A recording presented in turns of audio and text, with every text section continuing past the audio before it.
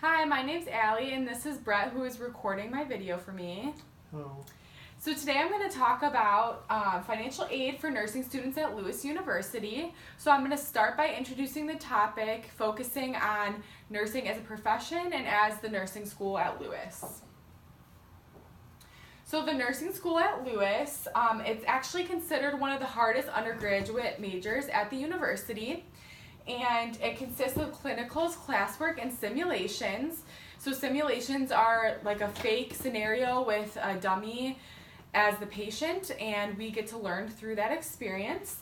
So clinicals last between 6 and 12 hours each week, so it definitely takes up a lot of time for these nursing students. And in addition to the clinical, we have homework each week, and this could range from anywhere between 8 hours to 10 hours a week. So it definitely takes up a lot of our time.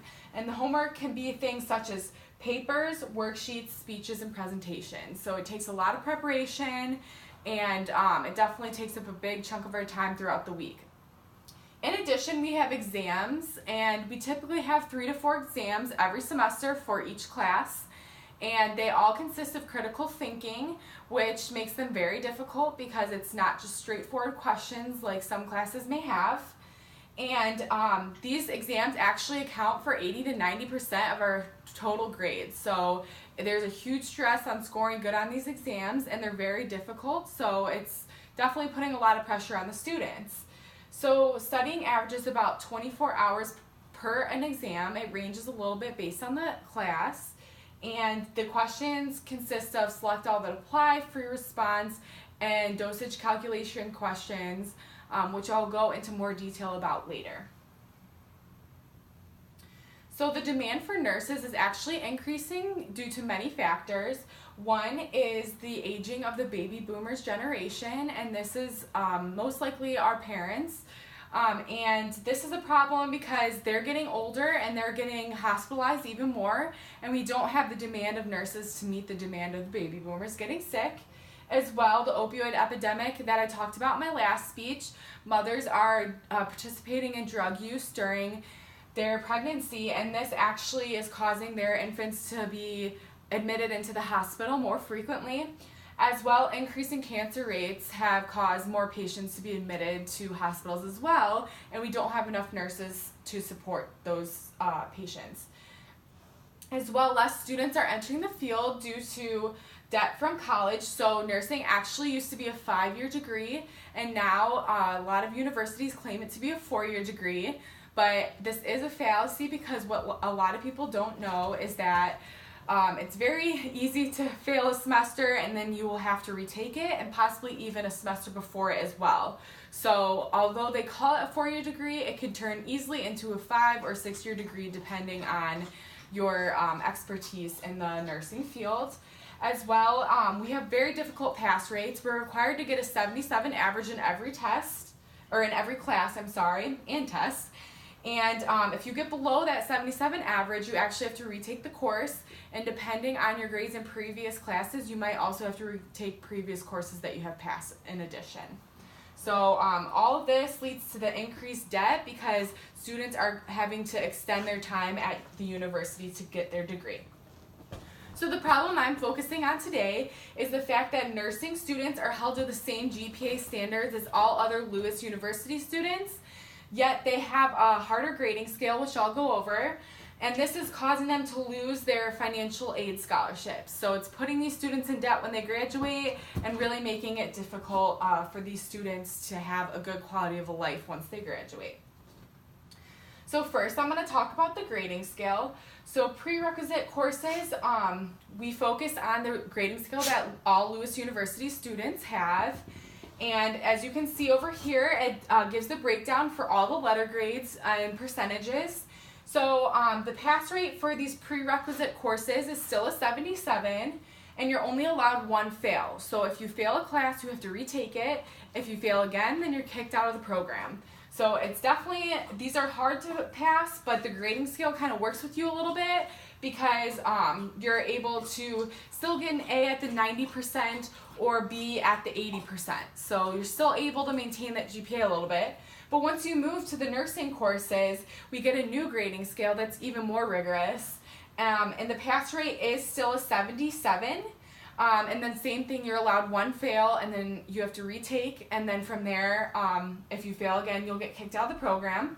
So as you can see, the new nursing grading scale is a lot more difficult. So you have to get a 93 to get an A, and an 85 to get a B. So it's more difficult to get these higher letter grades in the exams and the class in general, making nursing students' GPAs a lot lower than the typical major for other focuses. So next I'm going to move on to exam difficulty level. So we have approximately 75 questions on each exam, and this also is given with a time limit. So typically teachers will give us about an hour and a half, but it's based on their own preference.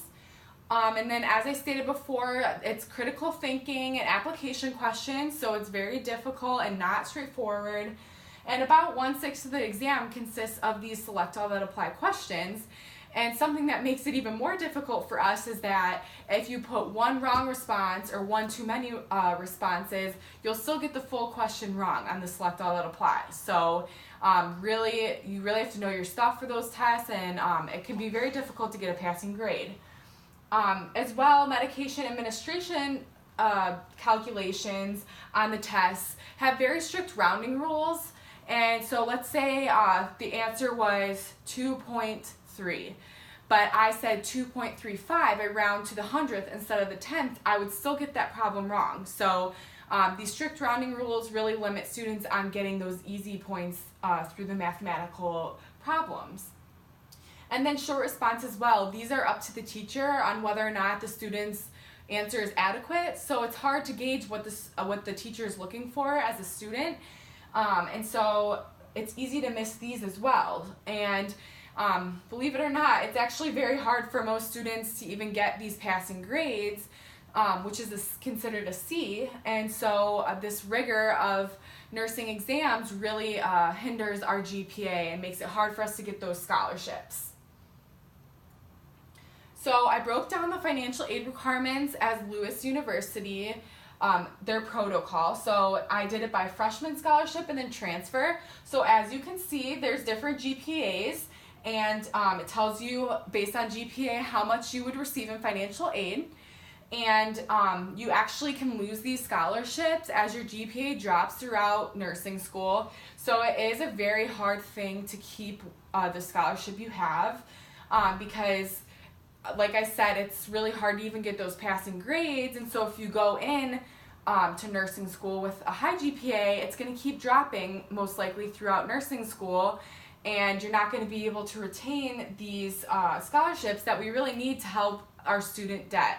And it is really frustrating because a lot of other majors aren't as rigorous as nursing, and so we're really losing these scholarships a lot easier and not getting the money that we deserve to put towards our school education.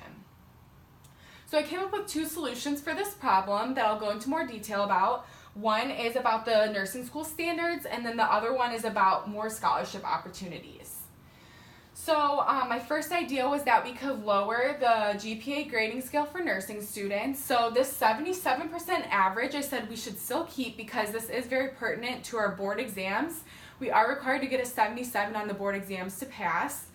But I think we should change the range for A's and B's. So as you could see before, a 93 or above you get an A. Well, if we move that to a 90, then more students would be able to raise their GPAs a little bit more while still maintaining that 77 average.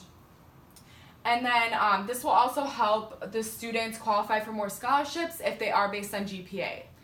And then moving on, my second solution is to provide more realistic scholarships for nursing students. So maybe not basing the scholarship on a GPA, but rather basing it on an essay or something like that other than the grades themselves. And this would give nursing school more power on choosing the applicants as well, because they know more about us as students because we work closely with staff, and they'll be able to recommend students who are good and eligible, who are good students and eligible for these scholarships and who they think receives them. And finally, I'm going to close out this speech by saying, how can you help? You can attend board meetings concerning nursing school, and by that you can stand up and state your own opinion to these board members, as well as provide support to nursing students who are fighting for a change. And also you could brainstorm more ideas on how to solve this issue. So I just listed 2, but there are many more out there that you could do. So definitely looking into that and stating your opinions and really trying to help us make a difference, because we would really appreciate any support. Thank you so much. Let me know what you think about my speech.